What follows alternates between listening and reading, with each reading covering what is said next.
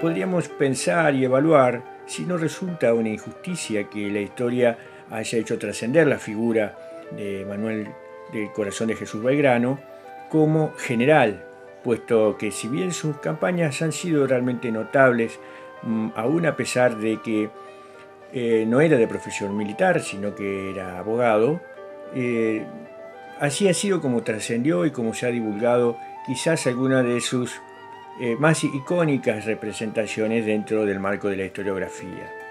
Así, por ejemplo, el éxodo jujeño, la campaña del norte, la campaña del Paraguay, el reglamento a las tropas, la creación de la bandera, la instancia para que la escarapela fuese también uno de los símbolos patrios, ha sido alguna de las cosas que trascienden a la historia como realmente cuestiones iconográficas que terminan luego siendo los conformadores de una conciencia nacional. La importancia de los mercados que impiden el consumo de las mercancías del país o que perjudican el progreso de sus manufacturas y de su cultivo lleva tras de sí necesariamente la ruina de una nación. Los rivales de un pueblo no tienen más cierto de arruinar su economía que el tomar interés en sus deudas públicas. Podemos decir que ya Belgrano se expresaba en cuestiones que hoy nos resultan de suma actualidad. Ha tenido participaciones y expresiones brindadas con un gran sustento, sobre todo si nos trasladamos prácticamente a fines del siglo XVIII, principios del siglo XIX, para expresar cuestiones que tienen que ver, por ejemplo, con la educación pública, con la ecología, con la forma de gobierno, con los pueblos originarios e inclusive con las cuestiones de género.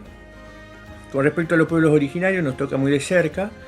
Fijémonos que en la campaña al Paraguay, donde había sido designado por el gobierno de Buenos Aires, él de camino se encuentra con un problema limítrofe entre Yapeyú y un pueblo llamado Curuzucuatiá, aquí en Corrientes, y entonces él establece la cuestión limítrofe entre ambos y funda allí mismo este pueblo que tiene raigambre guaranítica y lo deja establecido como tal y en funcionamiento.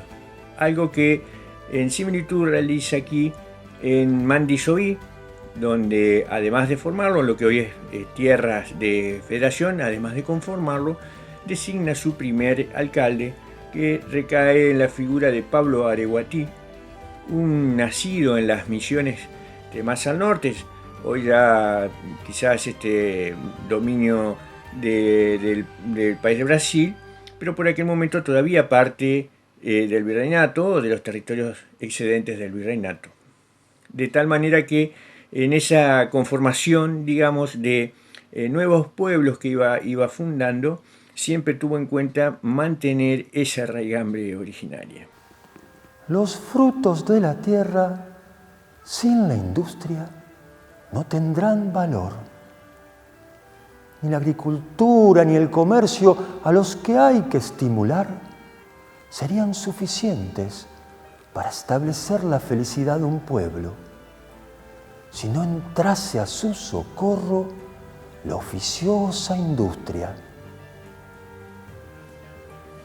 Con respecto a la forma de gobierno, ha trascendido de alguna manera que era un deseo de Belgrano que la forma de gobierno fuese una monarquía, algo que por supuesto debe explicarse, teniendo en cuenta que fue convocado por el Congreso de Tucumán como uno de los expertos para establecer que luego de la independencia se dispusiera alguna forma de gobierno que pudiese llevarse adelante. Bueno, en ese momento la forma más acabada, dejando atrás los imperialismos, por ejemplo, napoleónicos, eran las monarquías atenuadas, que fue la propuesta de Belgrano, que se encuentran escritas y transcritas en las actas secretas del Congreso de Tucumán. La idea de él era, por supuesto, que fuese atenuada, con una representatividad del pueblo a través de un congreso, pero con una figura monárquica que, como familia real, en estos pagos sudamericanos recaería, por supuesto, en herederos del Inca. Algo que no es suficientemente explicado, a veces tomado hasta con hilaridad, y sin embargo se trata de una doctrina sociopolítica muy importante. Pensemos que el republicanismo era más que incipiente por aquellos momentos. Garrigó, Ferré, Vera, Ereñú. Apellidos de nuestra región que estuvieron sin dudas ligados a don Manuel. Doña Gregoria Pérez de Denis puso a su disposición tierras, caballos y peones porque vio en él, además de su humildad y su sapiencia, características de un líder que comandó ejércitos sin ser militar. Bregó por la educación pública cuando esta no era una prioridad para el gobierno e impulsó la ecología cuando nuestra capa de ozono aún estaba intacta, diciendo frases como sembrar plantíos es sembrar abundancia. La ignorancia es una vara muy corta y también habrá que combatirla. La libertad siempre será una palabra difícil para los pueblos que no sepan deletrearla. He andado muchas leguas y no he visto una sola escuela, ni una sola, con tanto chango que anda por ahí sin conocer letra. Antonino Salvador es un destacado historiador de la educación pública argentina, lo llamaba el padre de la educación gratuita y escolar. Algo que, bueno, no es poca cosa, viniendo de un investigador de esos quilates, pero justamente es que él proponía que ya las iglesias y las parroquias enseñasen a leer y escribir al mismo tiempo que el catecismo como plataforma preliminar para luego pasar a las escuelas de oficios. En cuanto a la ecología, recordemos que era un fisiócrata. Esto es casi un contrapunto con la doctrina de la monarquía en el sentido de tratarse no de la acumulación de riquezas, sino en la productividad y en la productividad de la tierra, no como una mera estancia productivista, sino con la administración razonable de los recursos naturales. Las mujeres son las encargadas de mejorar la sociedad, porque ellas son las que forman a los ciudadanos, las moderadoras, el instrumento fundamental para el cambio social. Esta era una frase que sostenía nuestro prócer, Manuel Belgrano. Él insistía en que la mujer debía recibir educación para así poder educar a sus hijos y lograr ese cambio social tan anhelado. Pero ¿cómo podrían educar si ellas mismas no habían recibido educación? La educación es el pilar fundamental para el cambio social. Siendo cónsul de España en Buenos Aires, joven ya recientemente recibido abogado Belgrano, abogó justamente por la incorporación de las mujeres a la educación pública, pero no solamente en el rango de la educación básica o escolar o primaria, sino que hasta se animaba a decir que era necesario que se insertaran a nivel de estudios universitarios porque consideraba que no existían restricciones genéricas en relación a la capacitación que tenía que recibir el ciudadano.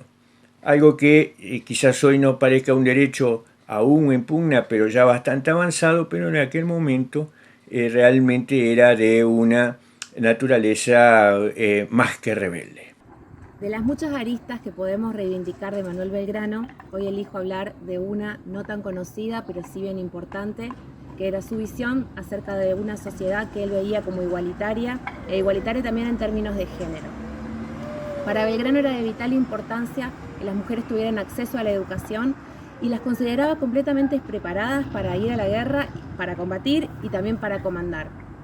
Ejemplo de ellos son Juana Zurduy, Remedios del Valle, Martina Silva de Gurruchaga, y más cercanamente a nuestro territorio podemos nombrar a Gregoria Pérez, a quien Manuel Belgrano agradeció en una carta con palabras muy fuertes, diciendo: la Junta colocará a usted en el catálogo de los beneméritos de la patria para ejemplo de los poderosos que miran con frialdad en agradecimiento al apoyo a su causa.